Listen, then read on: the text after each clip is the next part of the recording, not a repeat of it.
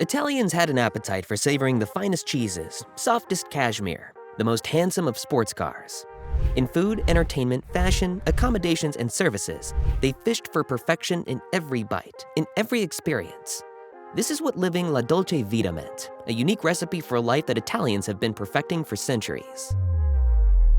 Gucci, the luxury fashion house, has developed into an icon of the Italian Dolce Vita. The Gucci name had always been associated with elegance and style.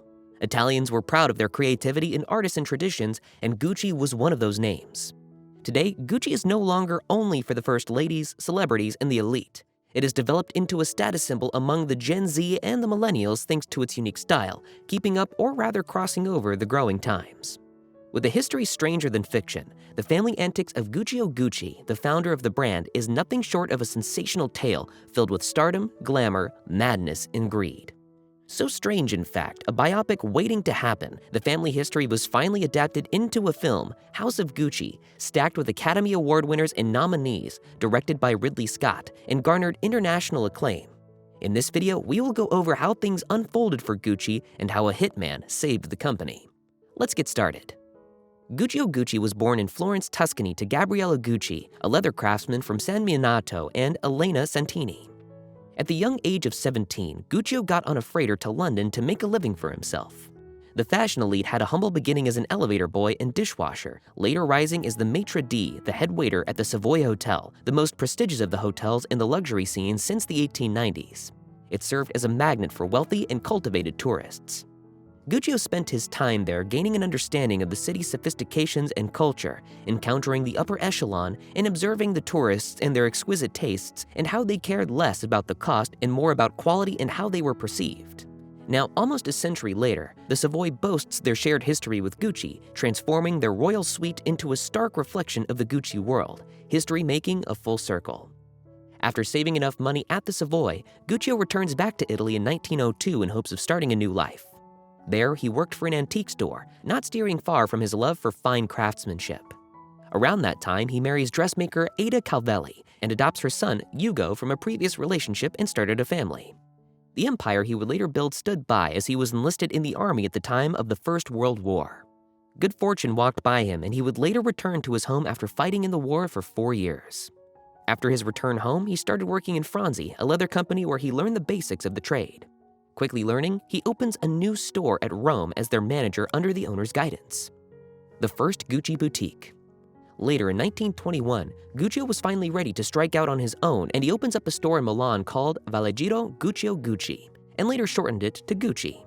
In the beginning, Gucci's main business was making saddles and other accessories for horseback riders, crafted from the finest Italian leathers. Even today, this equestrian flair can be seen in Gucci's modern creations. The shop also had a selection of leather bags Guccio had handpicked from Tuscany, Germany, and England. Eventually growing tired of relying on his suppliers, he opened up a workshop to make and repair his own products, with English aristocrats becoming major fans of the up-and-coming label. While everything looked fly from the outside, Guccio was struggling in silence, unable to keep his shop open. The suppliers that had sold him goods on credit demanded payment, and his clients failed to pay up what they owed. Guccio was strapped for cash as he grew visibly hopeless. Quote, "He looked like a man facing a death sentence," recounted an acquaintance. His future son-in-law, fiancé of his daughter Grimalda, offered him some money that he had saved up for his wedding. Guccio humbly accepted, and within a few months he was able to pay back the loan in full. Leather was hard to come by in the 1930s, under a different leadership due to harsh sanctions imposed on it. To prevent Gucci from nearly closing a second time, he expanded further into the world of accessories, belts, wallets, and shoes, while his designs continued to gain popularity. Gucci began experimenting with alternative textiles to combat the trying times. This led to the very first signature Gucci print, small interconnected diamonds in dark brown, woven into a tan hemp fabric. During the 1930s, the label's success continually grew. International clients would throng to the Florence boutique, which now provides bags, trunks, gloves, shoes, and belts. With many of his clients horse-riding aristocrats, a demand for riding gear led Gucci to create the horsebit icon. The 30s also saw Gucci create the loafer shoe with the first ever gilded snaffle. Expanding an empire. Guccio enlisted his 3 sons, Aldo, Vasco, and Rodolfo, to join the business in 1938, and they were tasked with expanding the brand's presence, bringing Gucci to Rome and eventually Milan in later years. This would later become the family's savior when the Second World War in Rome became an open city. The iconic bamboo bag was born in the same year in 1947.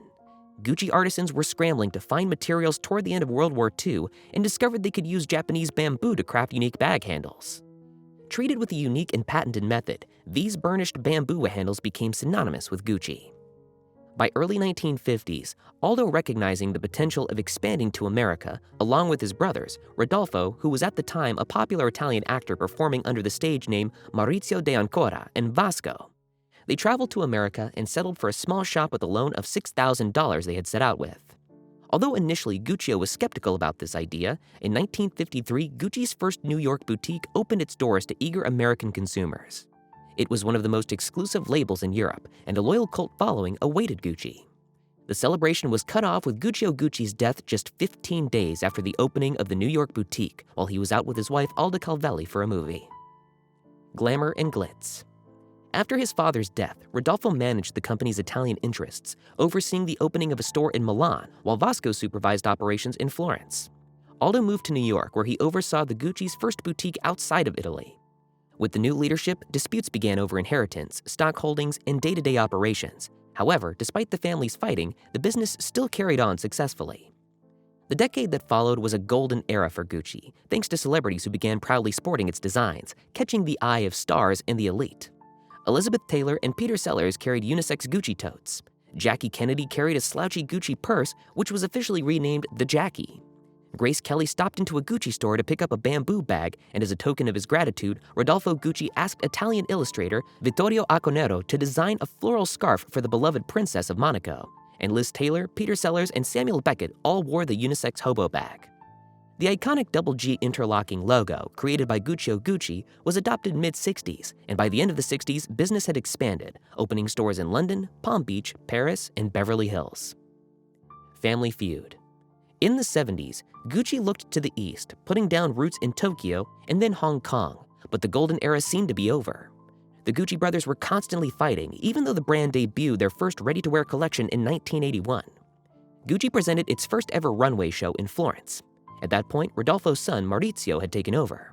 As Maurizio was rising in the company, his own father, Rodolfo, tells Reggiani, Maurizio's ex-wife, once he gets money and power, he will change. Those words would prove prophetic, as Maurizio would ultimately maneuver his own family members from the company. He ousted his uncle Aldo for tax evasion, putting him behind bars for a year. Maurizio was bringing the house close to bankruptcy, while planning to buy out his family with help from an investment company called Investcorp. The following year, with the business and financial issues, Gucci became a public limited company, Maurizio Gucci still leading the company. In 1987, investment company Investcorp began buying into Gucci. In 1993, after Maurizio sold his 50% stake in Gucci to the same investment firm he had brought in to buy up his relative's shares. Maurizio was murdered on March 27, 1995, after he was shot by a hitman believed to be hired by his ex-wife, Patrizia Reggiani. Resurgence of Gucci. When Maurizio died, Investcorp gained control of Gucci. Maurizio had ceded power. Newly appointed Gucci officials by Investcorp were in the process of transforming the hitherto haphazardly managed Italian label into a luxury powerhouse. Out went the mass marketing and production of cheaper ranges, such as plastic and canvas handbags. They cut back heavily on sales to department stores and outlets that Gucci itself did not own. In a coup that made the rest of the industry sit up, Dawn Mello was hired from New York's Bergdorf Goodman as chief designer. She in turn appointed another American, Tom Ford, as the women's ready-to-wear director. Tom Ford first came to Gucci when the American-born designer moved to Milan. He was promoted to creative director in 1994. Ford's designs launched the hyperluxe, oversexed style that revived the Gucci brand and turned it into an international powerhouse far beyond what it had ever been before. He left the label in 2004, and since then has launched his own Tom Ford line and is currently chairman of the Council of Fashion Designers of America. Currently, Gucci is owned by the French luxury group Kering. Gucci has become a huge part of popular culture. The iconic logo is displayed across celebrity Instagram accounts and featured in popular songs like Lil Pump's Gucci Gang. As millennials and Gen Z continue to make up a large portion of the consumers, Gucci is no longer for the upper-class elite, and it happened because of a hitman. That's it for today's video. Make sure to drop a like and subscribe to the channel for more amazing content like this one. See you in the next one.